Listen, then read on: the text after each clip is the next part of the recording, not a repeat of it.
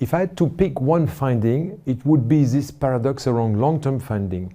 By volume, it ranks only 8th, but it carries the highest weighted average score on the entire survey, higher even than the cash flow forecasting. In plain terms, fewer treasurers cite it, but those who do consider it absolutely urgent. That tells me the era of a near-zero rate that underpinned cheap, abundant long-term debt is definitely over, despite recent rate cuts and more recent rate increase. CFO are asking other questions about leverage, maturing profiles, and bank versus capital market financing, and Treasury is expected to provide answers, not just execution. The second headline is continuity. Cash flow forecasting back at the undisputed top, with 52% of the respondents placing it in the first or the second choice.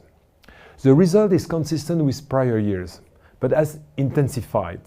Rate uncertainties, geopolitical disruption, and supply chain fragility have all elevated the strategic value of knowing precisely where cash will be and when. And yet the proportion describing their forecasting as high accurate remains stubbornly low. The gap between aspiration and capability is a defining challenge of our profession, and the single biggest driver of demand for AI-powered forecasting, real-time data, and better ERP integration. So the standout is really attention. Foundational issues refusing to be solved, while the funding environment forces a strategic rethinking at the same time. The top 3 priorities for 2026 by total weighted responses are cash flow forecasting first, digitalization of Treasury second, and Treasury organization and structure. Working capital management or optimization and TMS renewal complete the top 5. How does that compare with recent years? Look at the trajectory. In 2023, forecasting led, followed by working capital optimization and Treasury technology infrastructure. In 2024, the year of the rate shock, long-term funding and capital structure jumped to the top, pushing forecasting to the third. And in 2025, forecasting returned to first, with long-term funding second and TMS review third.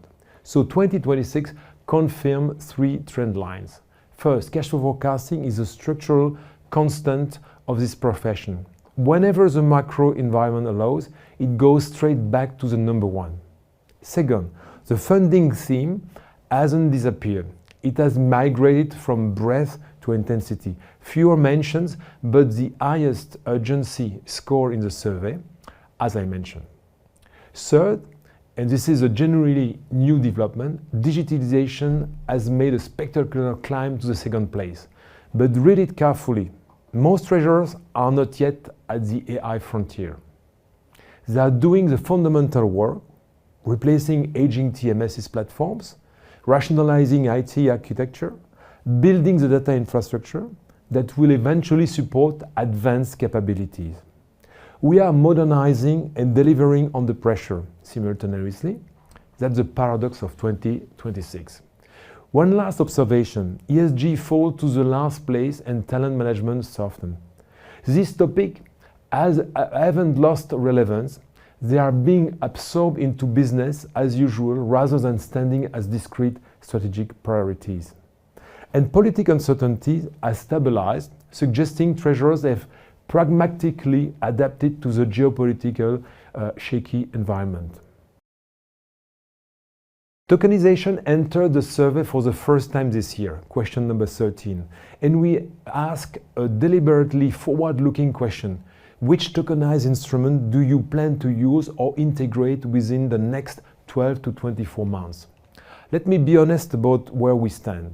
Adoption today is modest.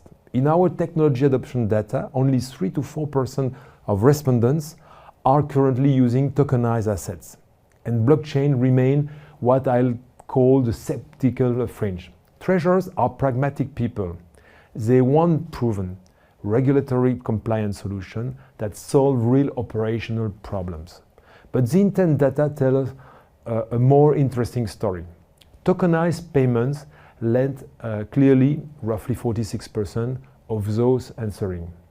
The attraction is obvious: near instant programmable settlement, reduced counterparty risk, 24/7 availability.